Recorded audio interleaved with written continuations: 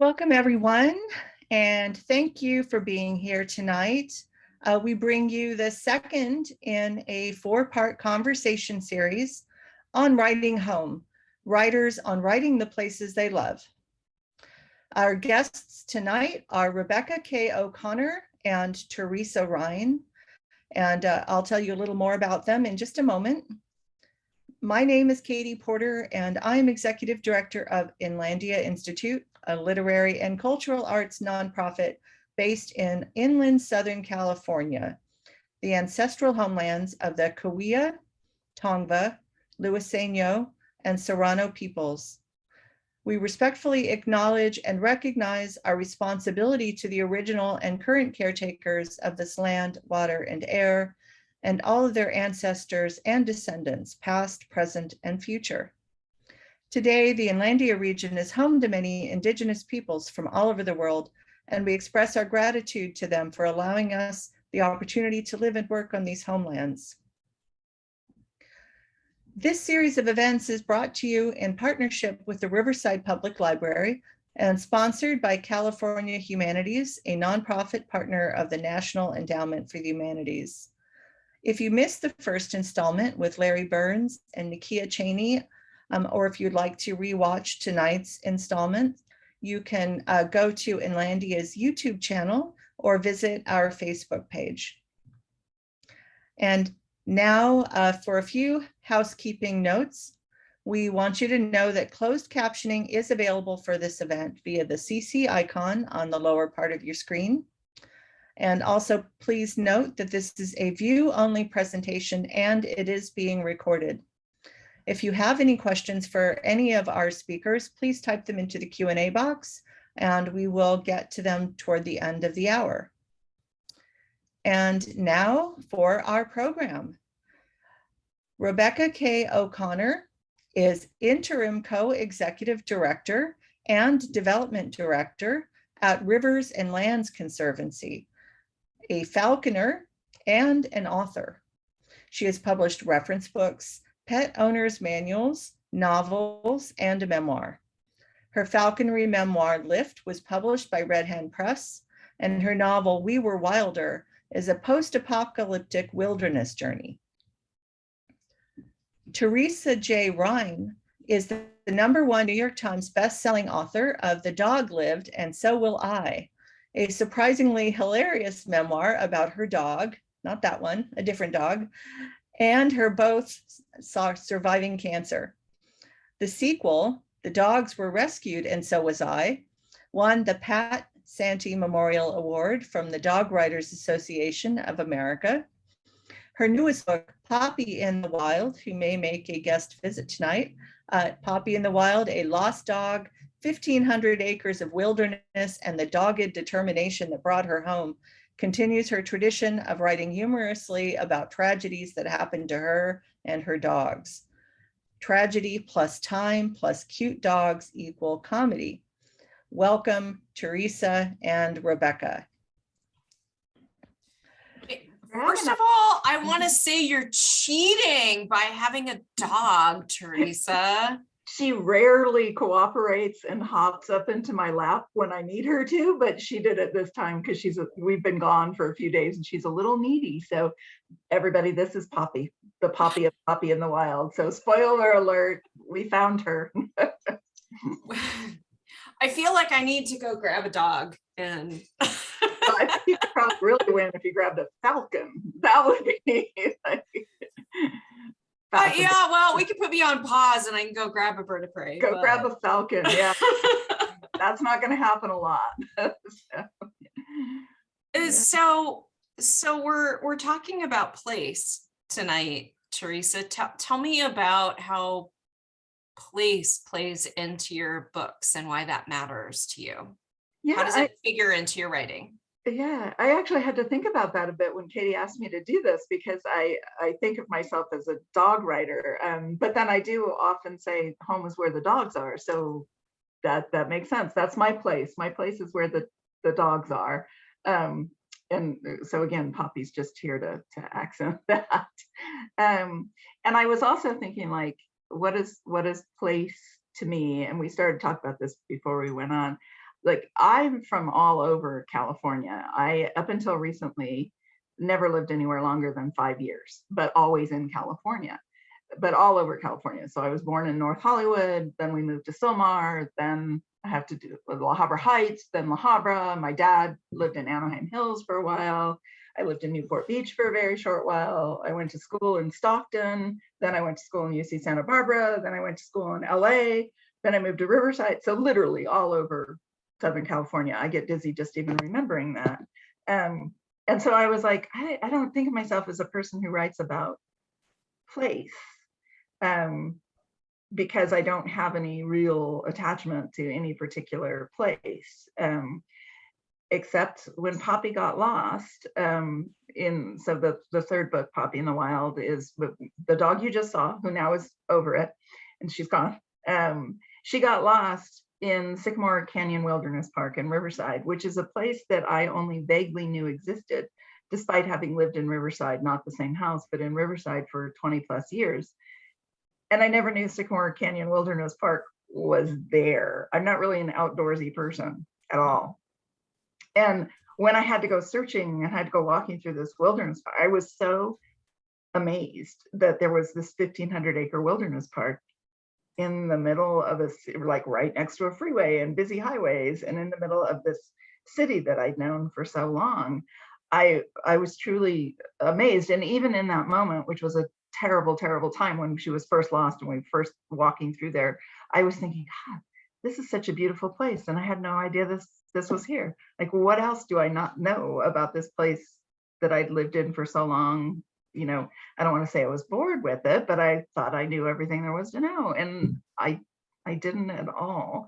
But literally having to write about it, like writing about the physical place, was really different for me because it was so different from my normal day-to-day experience, like trying to write about what it was like to be walking through this wilderness park.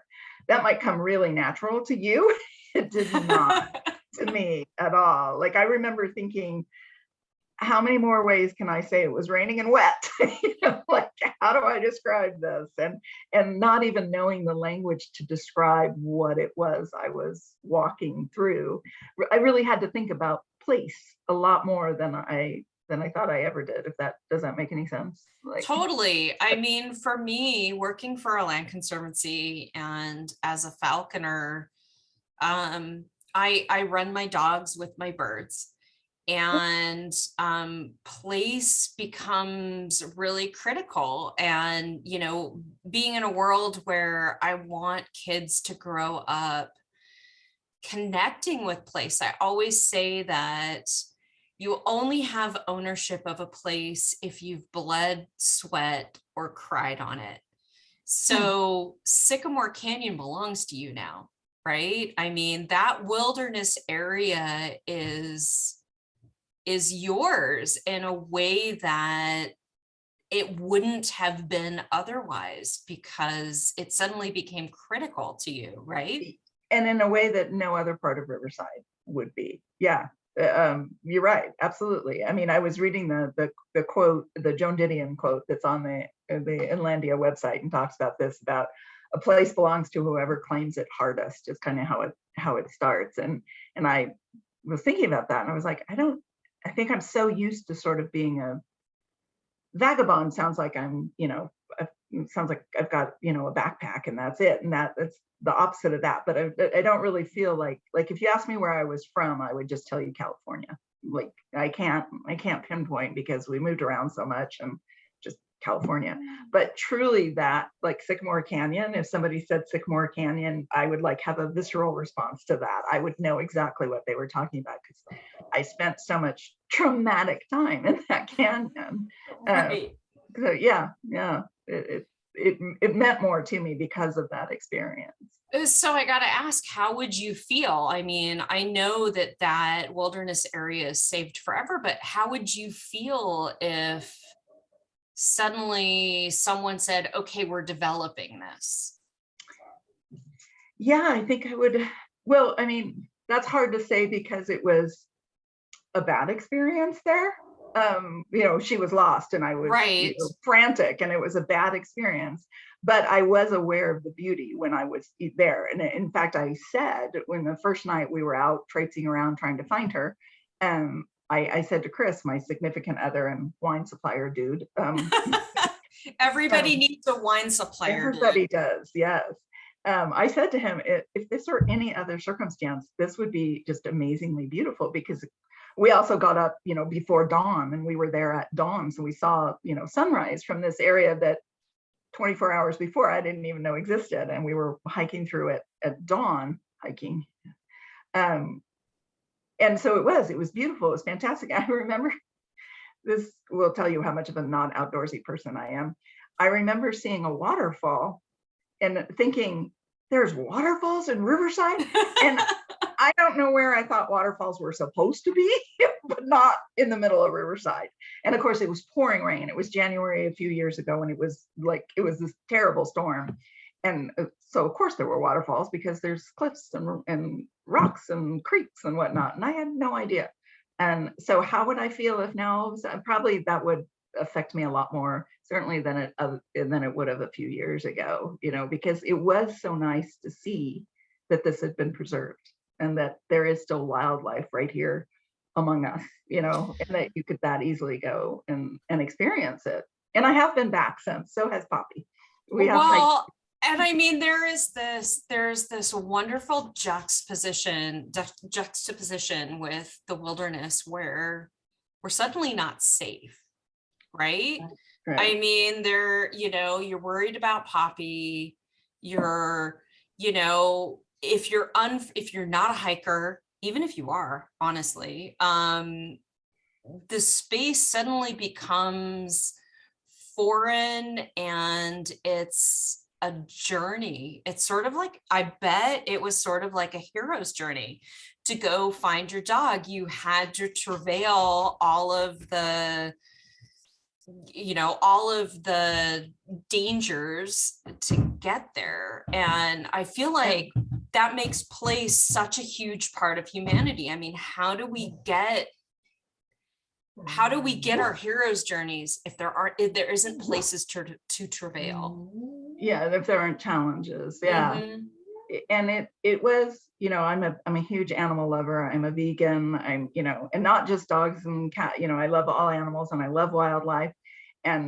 But they were my enemy at that time. Like coyotes were my enemy. Mountain lion was going to be my enemy, I wanted to protect my little dog.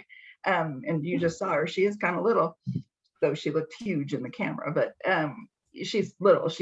She was about 16 pounds when she got lost. She's a little bigger now, but it was my enemy. So like when I said it was kind of a bad experience going through there, it was like, I didn't want to encounter wildlife because I didn't want her to encounter wildlife. I probably don't want to encounter a mountain lion when I'm out there walking on my own, even in good circumstances, and it was not just the animals, it was the weather too. It was, like I said, it was pouring rain, there was thunder, it was lightning, it was not a good time. And yet I do have a very visceral response to Sycamore Canyon Wilderness, and not in a bad way. Like, we went back. It's a beautiful place. I wish I had known about it sooner. Same with the first time I climbed Mount Rubidoux. No idea.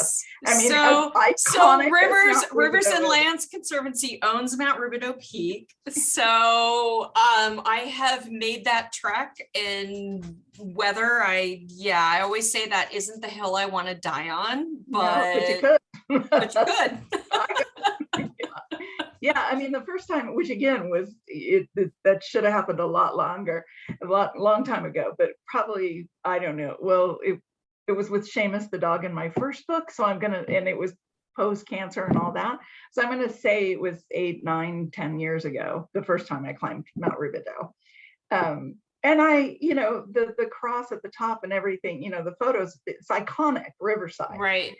But that doesn't do it justice for once you are up there yourself and you see everything. It's like, oh my God, right. I had no idea. When you can see the Santa Ana River, when you can envision the peoples that were here before us, and the bounty of the landscape, it's pretty amazing. Yeah.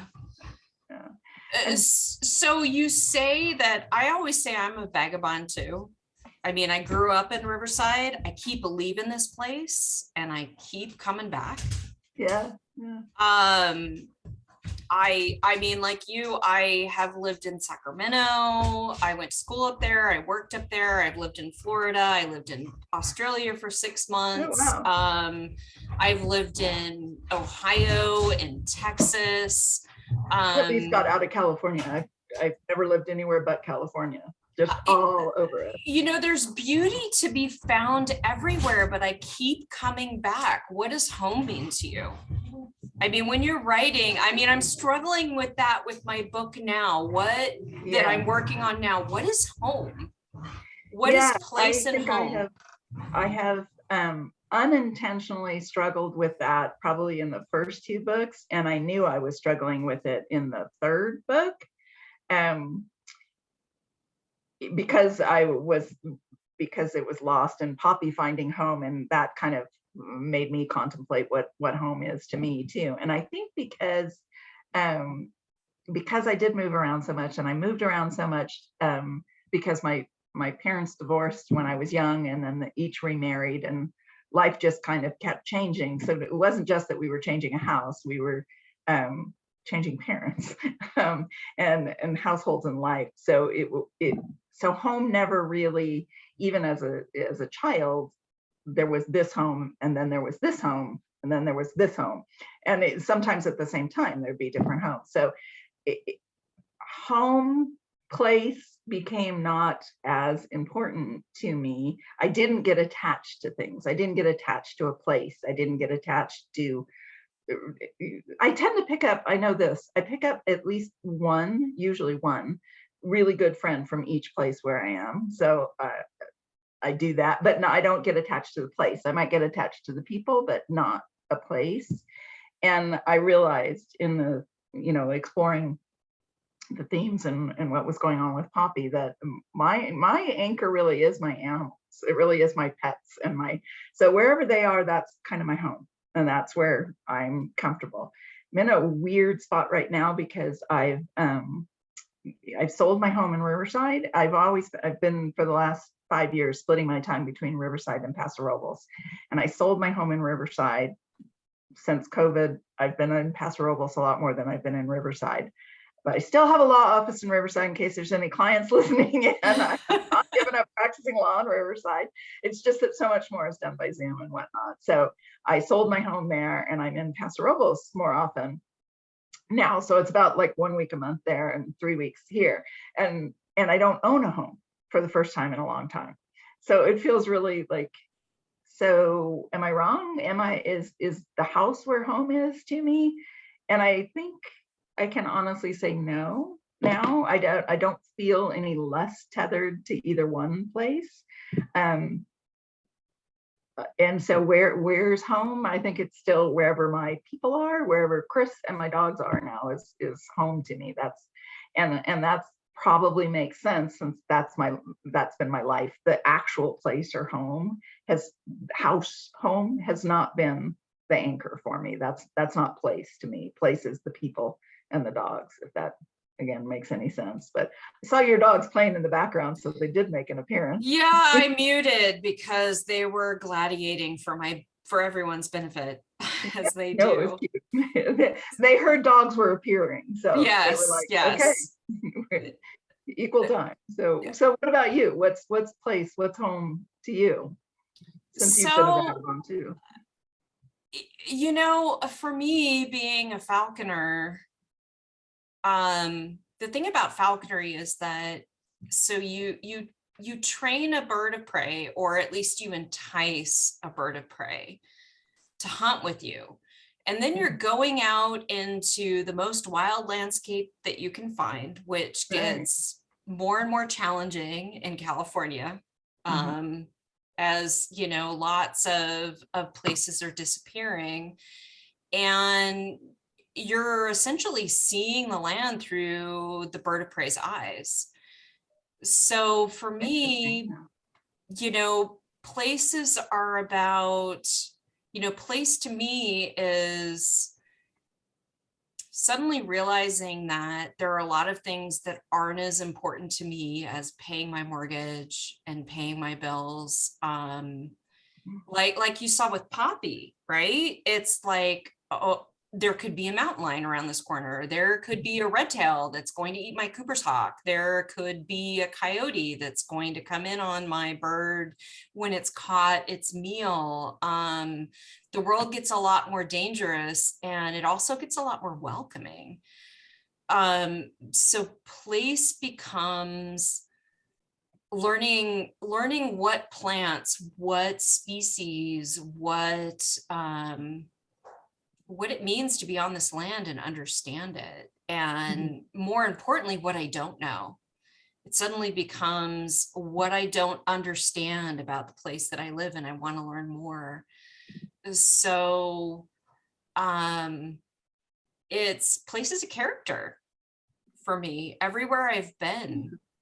Oh, I like that. I think that's a really good way of thinking of it. Yeah. Place as a character in, Yeah, I mean, for you, it was the antagonist. For me, it's often the antagonist, but sometimes it's, the supporting character. It's the place I don't want to lose. I mean, the really interesting thing about being a falconer for 25 years is that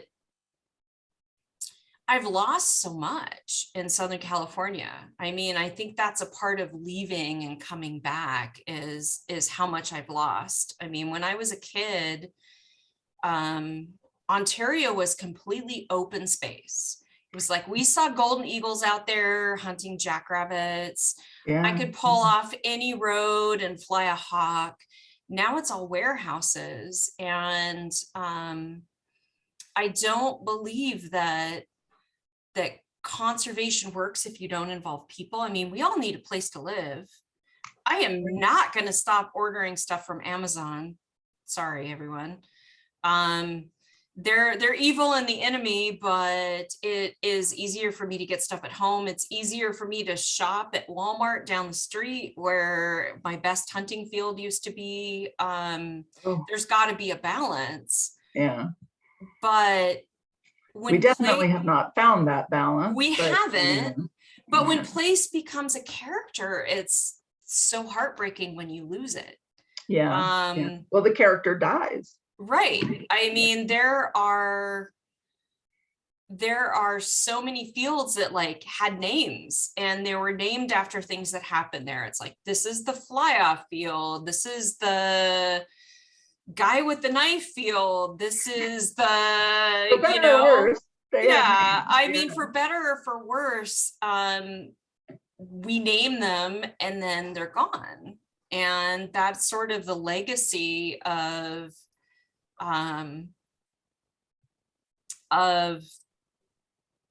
so many people moving in and needing a place, and the economy needs to thrive too. But yes, it's the legacy of progress, but I'm definitely putting that in quotes. Yeah. I can remember, because again, I split my time now between Southern and Central California. And I'm emphasizing Central because there's a time when I would have just said there's only Southern and Northern California, and now I'm acutely aware of Central California.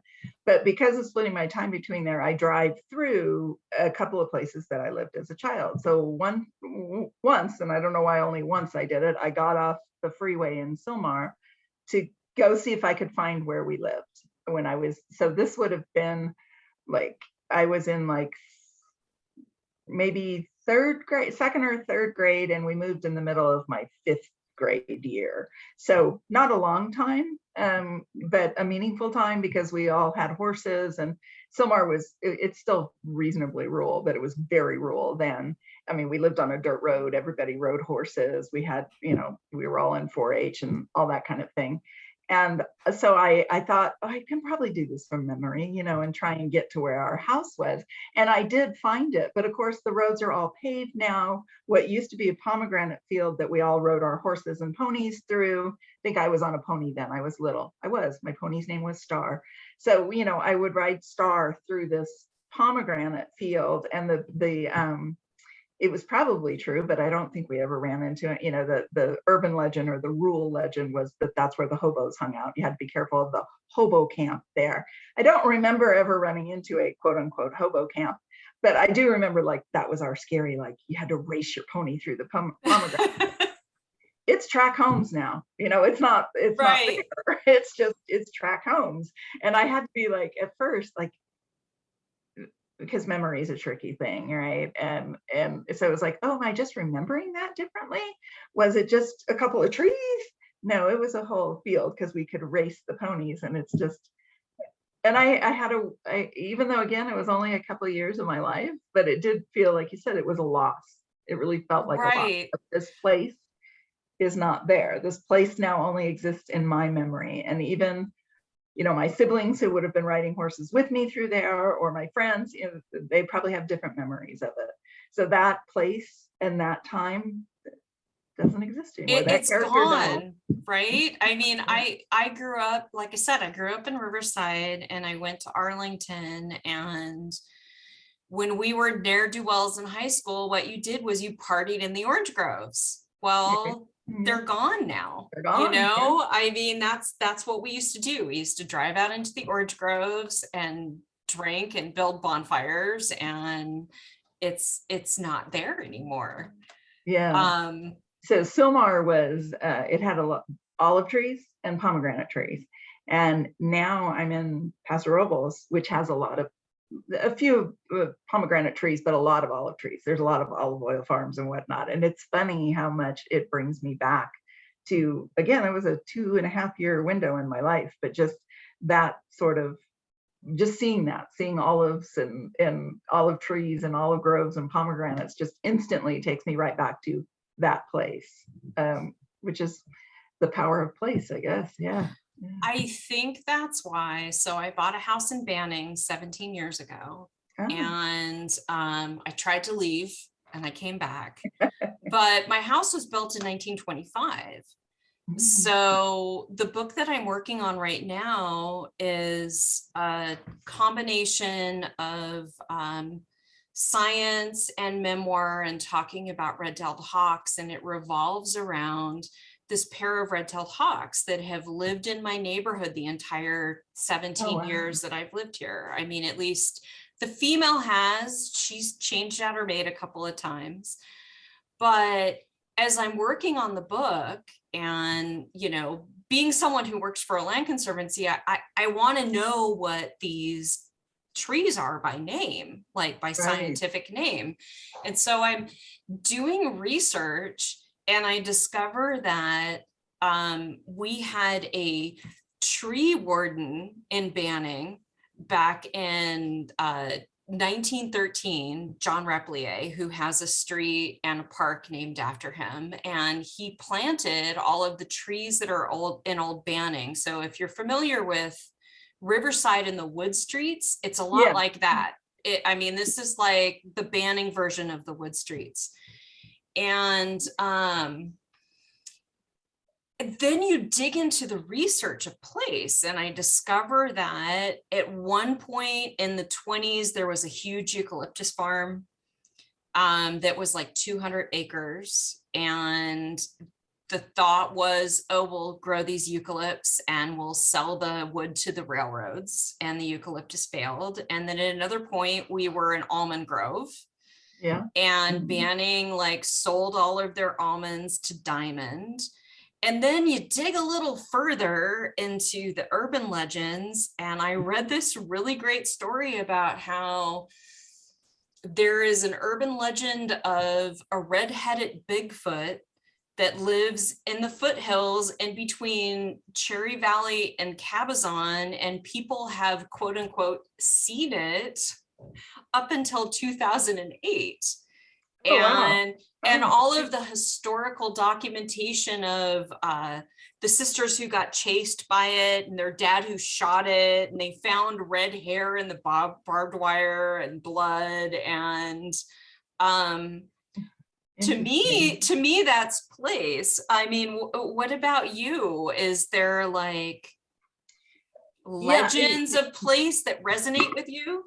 I think the stories that go with the place are kind of what make a place. Like I said, there's a pomegranate field, okay, but there's riding the horses through it and being frightened that you're going to come up on the hobo encampment and whatnot. And that's probably not a correct word anymore, but that is what we knew it as right. the kid. That's what the parents warned us all about. Yeah, and it's now. It's interesting to me because of changing places recently. And I am now in Central California. And as we talked about a little bit before we went live, Central California is very different than Southern California. And I will never again say, California is California. I knew there was a big difference between Northern and Southern California because I went to school in Northern California for at least a couple of years. And I went to school in UC, I went to UC Santa Barbara for a couple of years too. And Santa Barbara does a nice job of being both Southern and Central California. Right. Both will claim Santa Barbara, but Paso Robles is definitely Central California. And it's weird to now come to a place where I don't know those stories. I don't know a lot of those stories. I'm starting to learn some of them, but I don't know some of the mythology. I don't know who the families are. I do know that it wasn't always vineyards, although that's what it's known for now is wine, but it was almond growers. It was a lot of almond trees and whatnot, and cattle, of course. So it's interesting to be like, oh, I'm new here. I have to figure out what those stories are and understand this place by understanding the stories, not just understanding what streets go where and where, I need to go to get my groceries or where my favorite wineries are, because I do know that part. But, learning some of the stories and that kind of mythology that comes along with it is something I'm looking forward to. And I don't know a lot of it yet.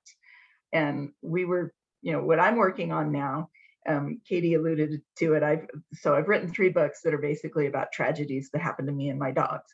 And they all have happy endings, so it's safe to read. And I write about it with a sense of humor because who else, why would you want to read just tragedy after tragedy happening? And I even give away the endings. The dog lived and so will I. It was the first book, so surprise, everybody lived. But I don't want to sit around waiting for a tragedy to happen. So I decided I wanted to go back to writing fiction. So I'm writing. So you kind of get to make up place, right? Sort of, because your reader has to anchor somehow, right? So I just went to Carmel for a few days because I have a few scenes in the book where a couple, it's not a romance. God forbid I ever write a romance, but stop it. I wrote one and it won't go away. If you knew enough about my life, you would know that now, divorce. No one wants a romance out of me. Don't listen to me, people.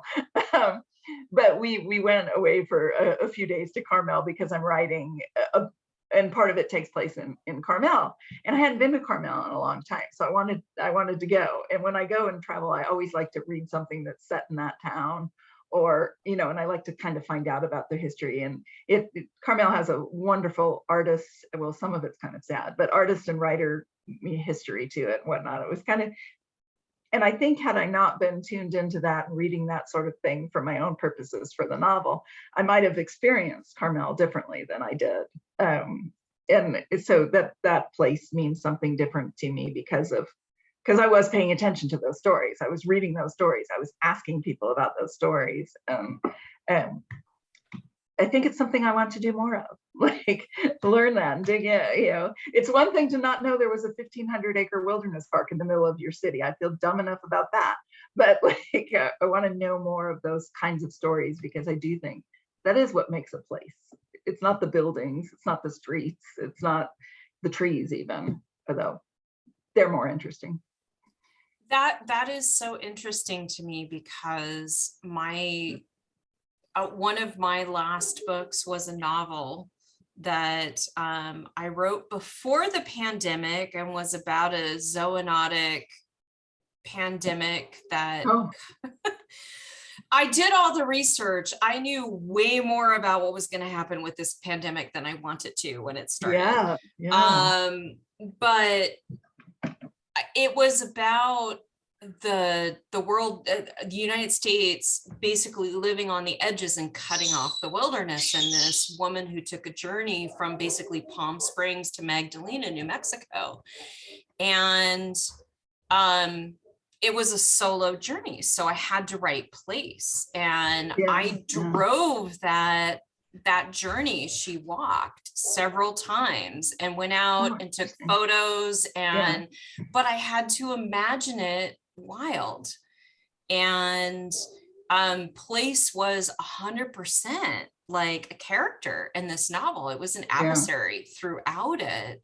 So what did you discover trying to imagine Carmel in a fictional place with new people? Well, I had to kind of imagine, because I'm not going back historically, it's like taking place now. I'm just ignoring that there's a pandemic. But still. But I had to kind of figure out what would these people do. So I knew a lot about my characters, but then I put them in this place so that it was like, well, what would these two characters do in this place? What does this place have to offer these two people? What would they go and do? So it was kind of interesting coming at it from that perspective. I noticed that you mentioned taking photos. So I that kind of goes to the technique in writing. I do that a lot too. I take photos, and of course I write memoirs, so previously. So photos are really handy, and I have them whether I knew they were going to end up in a story or not. The photos that actually in the last book, the photos did end up in the story. There's literally photographs in there, but I use them to remind myself of, what something looked like, or, to bring back that memory or whatnot. So when I was in Carmel, I was kind of doing that a little bit too. I was like, I could see them, okay, they're going to walk down this street, or, and I needed to go to the beach. It does involve dogs. And so I had to go to Dog Beach, and I had to see what Dog Beach was like. And I tend to kind of, I think all writers do this, like you see somebody and you kind of, I wonder what their story is. You sort of make up their story, or you figure that out. So I was doing a lot of that in Carmel. I was like, in seeing the dogs and the people, and we went to, like I said, I was really intrigued with the art history there. So we took a guided tour of the art galleries to be able to, because I wanted to hear from a local. I didn't want to just go walking around and asking, I wanted to hear from a local, what the stories were, and to see what kind of artwork there was, but also the stories of the artist and how it came to be an art colony like that. So it's fascinating, especially it's going to turn out to be, maybe a chapter in the book. But hey, I got 3 great days in Carmel. With the amount of time you spent. So yeah, I read somewhere recently, and have thought about this a lot. Apparently there are people who can imagine an elephant and rotate it in their head. So like when you visualize, when you're writing, can you like see it? Or are you like me? I mean, I like do smell, touch. I need photos to write, or even to draw. When I draw, I can't. Do you have all of that? Do you need all that stuff, or I have no idea, Rebecca, because now my mind is just busy seeing an elephant and trying to rotate it. That's all I can do right now. Yeah, I'm sorry, I'm done. I'm just trying to rotate an elephant right now. It was like, what does that mean? But then I can. Can you actually see it, or would you need a photo? I mean, I need like all of this, like, even though I'm so steeped in the land, I need like to be surrounded by things that help me describe and explain. And yeah, I have a pretty vivid imagination, but it doesn't go to smell. That's true. It's just, I can picture that. But I will say, and this is maybe, again, writing memoir is different. You know who the characters are, you know what they look like. But writing fiction, I will say, like, one of the biggest breakthroughs I had in this novel that I've been working on for probably a year now, I had these 2 characters who were stuck at Hearst Castle.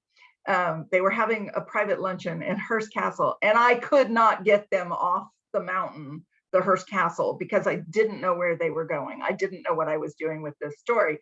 So it lay dormant for way too long. because I couldn't get this couple out. Like, what now after they're done having lunch at Hearst Castle, or what are they talking about? And then one day, just a couple months ago, I was out with Chris and we were sitting at Lazy Dog Cafe, because I'm nothing if not thematic. And there was a gentleman sitting across the bar who, all of a sudden I realized that that's the character, that's the male character, that's what he looks like.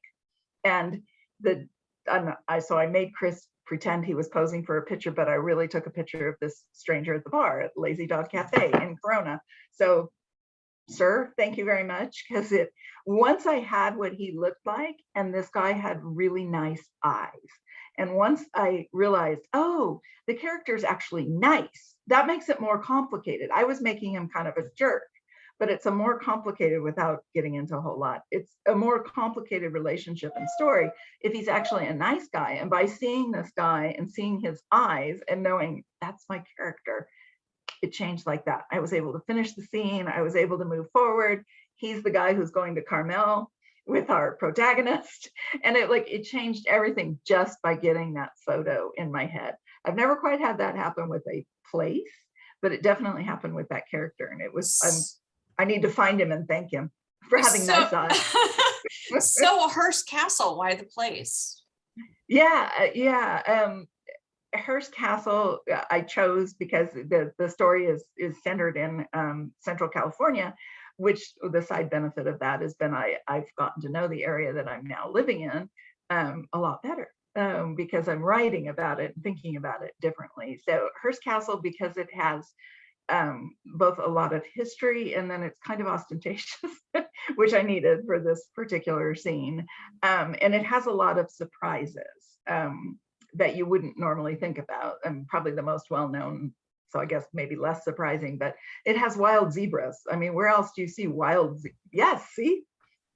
You can literally drive. When I lived in Sacramento, there was someplace I drove by all the time that had a zebra, but wild zebras. No, these are wild zebras that have been there. It's a herd of zebras and they're left wild. And when we were driving up to Carmel, we actually saw them just right from Highway 1. There was probably 20 zebras out there. They just happened to be low enough down you could see them. So I needed something like that. And Hearst Castle just worked perfectly. Unfortunately, to your point about, seeing it and taking pictures, Hearst Castle has been closed through COVID.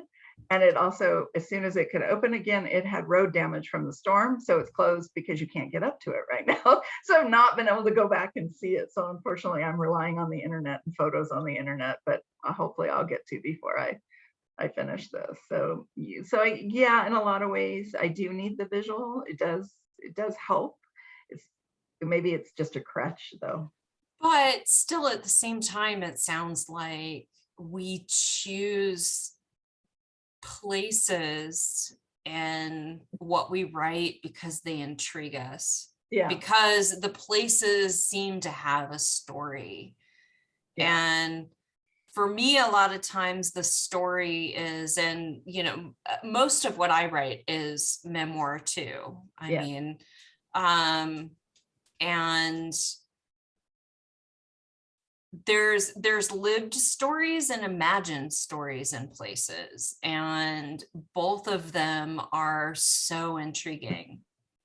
And I think even the stories that we live, we're imagining part of it too. I mean, right. If that makes sense, because as a person who's in my head a lot, I know that that's maybe influencing the way I'm experiencing something. So even though it's real, I've still got this whole soundtrack in my head going on where I'm responding to what's happening to me in my head, whether or not I'm actually saying it.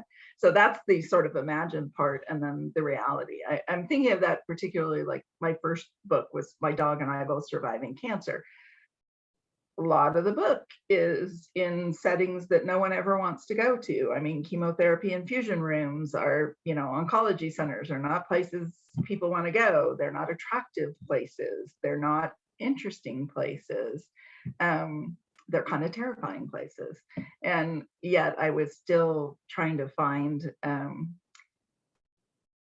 not the humanity, the dark humor in it. I mean, I was just trying to find my way through and sort of understand what was happening, whether it was to my dog or to me, and making it okay to be there because you have to be there. My mom always tells me that I live my life like I'm telling myself a story. Yes. And I think that that is a fair assessment. And then I go back to, the most powerful thing is storytelling, and the lives we're living are absolutely the stories we're telling ourselves, and we get to choose. We get to choose how we describe place and how we describe our story. Yeah. And to some degree how we're feeling. But yeah, definitely. I'm definitely always telling stories. I guess it is to myself because they stay in my head. But when I'm telling it, I'm there's an audience out there somewhere. Often it's just Chris. That's my person I tell stories to. That's my significant other. That's like my first reader of everything. But usually when I'm writing, I have a person in mind that I'm telling the story to. Because that helps me, I don't know, be less self-conscious of what I'm writing. Like, no, I'm not telling myself a story, I'm telling you a story. And there's an imaginary you out there, or a real person that's who I'm gearing my story to. That can go horribly wrong too. I know after my first book, I read my Amazon reviews. Don't do that. I know I shouldn't, but I do. And definitely don't read your Goodreads reviews. Oh my God, definitely not Goodreads. Okay, no, I'm not crazy. I'm okay. Slightly, obsessive, but I'm not crazy. No, I don't read Goodreads review. Anybody who's listening, Goodreads is known for being really harsh on authors. Really harsh. I always suspect it's people who wanted to write and they're angry at us that we did. That's my best explanation for it. But I do read my Amazon reviews, and mostly they're good. So that's been fun, and it's nice to know people are reading it. But there were a couple of people, like the example that pops into my mind, that like I swore in the first book, and I will stand by that, because if you go through 2 cancers and you never swear, you are a better person than me. But I did not go through 2 cancer scenarios in a short period of time and not swear. So it wouldn't have been authentic to me or the book to not swear. But the people complaining about it stayed in my head. And there's over 1,000 reviews, and probably 5 of them mentioned the swearing, but that stayed in my head. So when I was writing the next book, I was like, okay, I'm not writing for those people. And I really had to get them out of my head. I think I'm over that now, but who you're telling the story to, I think, matters as well. So I try to pick that carefully. But it might be me. Your mom might have a We do tell ourselves stories. So I think Katie's popping in now. Is Katie popping in? Okay. Popping in. I'm just thinking about all the things that you guys have been talking about. I was stuck for a little while trying to rotate the elephant, Rebecca. I think a lot of us are out here going, wait, I can't even see the elephant's, trunk. Right? That's me. I can't see the elephant. Give me a photograph. I can see pieces of the elephant.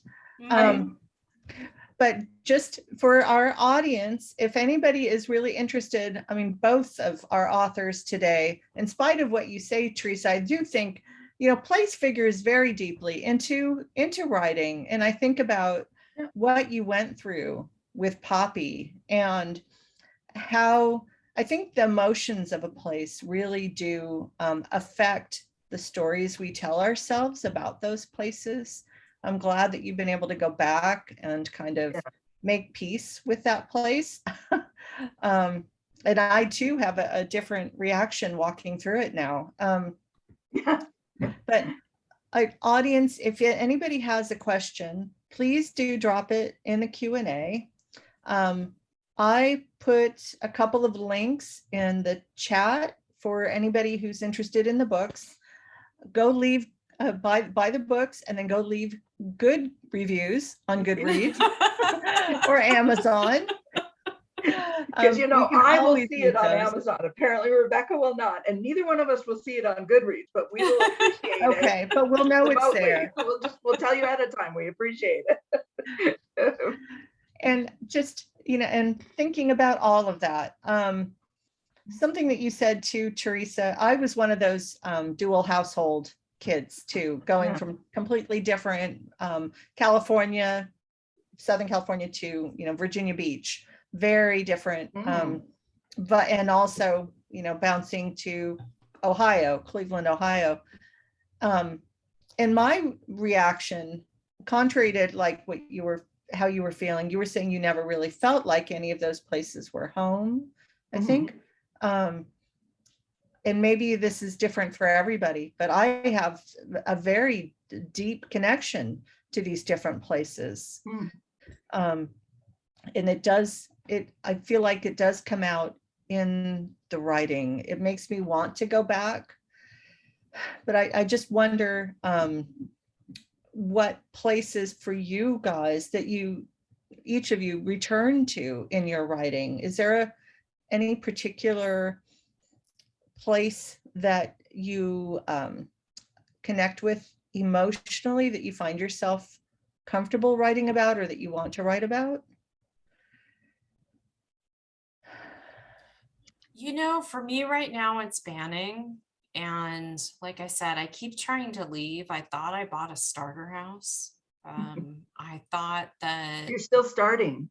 Yeah, I thought this would never be home, but as I dig in and look at it, there's like, Banning is such a quirky, cool place where, we were originally a stagecoach town, and we were always a place where people passed through. So, you were either pausing here to make the incredibly dangerous trip across the desert, or surviving the desert and coming back through here. And even today, everyone is driving from LA to Palm Springs and passing through. And like, I've seen Gary Busey puking at the Chevron station. You see really interesting places, people in the bars here. Mostly people pass through, but what is really fascinating to me is the people who stay and the aspects of the place that are about being a pass. And even digging all the way back to, who lived here originally, and why did the Mccullough choose to live here, and why were they up the road, and why did someone build a house right here in 1925? The place just becomes more and more fascinating to me, and I think that ultimately starts becoming home. And I want to write more about that, because there's roots now and there's questions. I think that is the core of writing, the questions that we ask ourselves. Yeah, to your point about people passing through, somebody said to me recently, when I mentioned that I kind of split my time between Riverside and Paso Robles, and I don't remember who it was, but I do know it was a woman, and she said, Riverside, so I was there recently. And I said, you were in Riverside? And she said, yeah, Palm Springs. And I said, Palm Springs isn't Riverside, that's Riverside County. And she said, yeah, but don't you drive through it on your way? And I was like, no, you drive on a freeway. You do not drive. Technically, does the freeway go through Riverside? Well, which freeway were you on? But right, possibly, but that's still not in any way experiencing Riverside. You have not been there. That is not place. That is freeway. Yeah. Well, and I was kind of personally affronted by the fact that she felt, and she didn't mean it to be insulting, but it's just like, I passed through and that was good enough. Well, I remember when we had the Esperanza fire, and Matt from, the Today Show was here doing Matt Lauer, sorry, yes. Yeah. And it was like Palm Springs, and I'm like, we are not Palm Springs. And every every, author's, biography or whatever on the books, or every interview I do, every newspaper article, they will always say that I am from LA. No matter what I put, it will say either LA or Los Angeles area. And I'm always like, no, I'm not. Like, who said that? These are very different places. And I saw a while ago, there was this fabulous photo going around that was, for anyone who's from Riverside, very clearly a Riverside photo, where there was snow-capped mountains and the palm trees. Right. I saw that too. It was a press enterprise photographer. Yeah. Gorgeous photo. And I saw it on Facebook, and somebody posted it and said something about, for those of you wondering why anyone would live in LA. And I was like, that is not LA. That is not LA. It's Riverside. You guys want to keep mocking Riverside. Don't be stealing our photographs. Right. It was very, so I guess I'm still in Riverside because I still can respond very viscerally to this. The place is, it's different. Riverside's not LA, and it's not a place you just drive through, and it's not Palm Springs. It's not. Most definitely. But it is interesting, though, that people conflate all of these. The Inland Empire, they think, is one place, and they think of us, I think technically the Inland Empire is part of the greater LA region. But we are not LA. Well, and I always think, like, well, how are we ever going to be distinguished? Like, the answer I always get back when I want the author bio to say, Riverside, is, well, no one knows where Riverside is. Well, how are they ever going to learn where it is if you keep putting Los Angeles? Like, right. Yes. How do we get on the map if we can't, that's absolutely true. And that just reminds me that we have more guests in this series. I want to say two things related to what you just said. One is on February 2nd, we have Doug Mccullough and Susan Strait. And one of Susan's sayings is, there are people who leave and there are people who stay. And we might want to add to that, there are also people who are passing through. Yeah. And who don't know Riverside from Palm Springs, but there are people who come back. Species. So, but yeah, there are people who come back, who leave and who return. Mm-hmm. And keep pushing for having, Riverside. Isabel Quintetto and Cassandra Lopez. Isabel grew up in Corona and Cassandra grew up in San Bernardino. They will be our guests on February 16th. But Isabel has gotten national attention for a children's book that takes place in Corona. So, and it's all about Corona. Who now everybody in the United States knows where Corona is. So we have to keep pushing for that. We do have a question from the audience. So this is a good one for us to leave it on. Rebecca, you've got a friend in the audience that you met in Sacramento, Carol Frischman, and she wonders when we can see the book that you're working on now. And I might ask the same of you, Teresa, when do we get to see this novel? So, who knows? I have to finish the proposal, and it's a whole thing, but regardless of what happens with the proposal, I'm sure I'm going to finish it, because my feeling about memoir is that the best memoirs don't try to explain ourselves to the world, but try to ask the questions that we want answered of ourselves. So it's explaining ourselves to ourselves. And I have questions about what it means to be almost 51. And I got to finish this book so I can answer them. Teresa? Yeah. Memoir is definitely about answering questions for yourself and figuring things out. Yeah, I think it's wise they make you do a proposal too, because as big of a pain in the butt as proposals are, it's worthwhile with memoir. The novel, I have no idea, because I just decided to distract myself during COVID by writing, instead of sitting around waiting for a tragedy. I decided to distract myself by just writing fiction and being able to make it up and play with it. And I'm having a fabulous time, and I don't want to interrupt that by thinking about the business side of it, because I've had the terrible luck of I've had the good luck of having agents. I've now had 3 literary agents in my career, all 3 of whom have retired. So the first one retired because she had a baby. The second one retired because it was time. And the third one retired because of health issues. So when I finish this, I have to actually go through the whole normal publishing process, which I haven't had to do in a while, and find an agent and all that. So I'm not letting myself think about that. If I stick to my normal, how often I get a book out, you should see it in about 4 years' time. You and me both, sister. Okay. I mean, I hope I can beat that record, but I still practice law full time, and it takes a long time to write a book.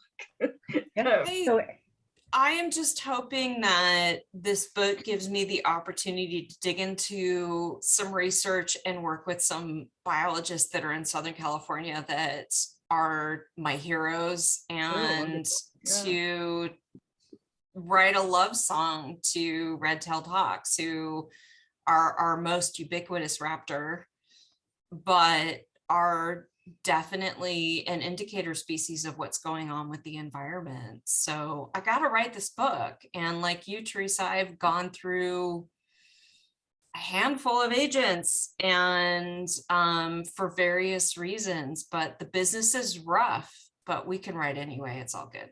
We don't have to worry about the business. That's why I have to separate those two things. Like, I want to just enjoy the writing. I'll worry about the business side of it later, because that's not the fun side of writing at all. At all. So. All right. So any agents in the audience, these ladies are both looking. We'll be free agents. Okay. Well, thank you both. This was a wonderful conversation. I just really loved hearing from you. And I do want to say thank you to the Riverside Public Library to have invited us to be a part of the Humanities Hour programming series. And also to say thank you to the California Arts Council and the California Humanities again. So we will see you here next 2 weeks, same place, same time. And hope you all stay well until then, and have a great night. And thank you, Inlandia, for all of the work that you do in our region. You are amazing. We're so lucky to have you. Oh no, we're the lucky ones, because we get to do this and talk to fun people like you. So, all right. Have a good night. Thank you. Bye-bye. Thank you.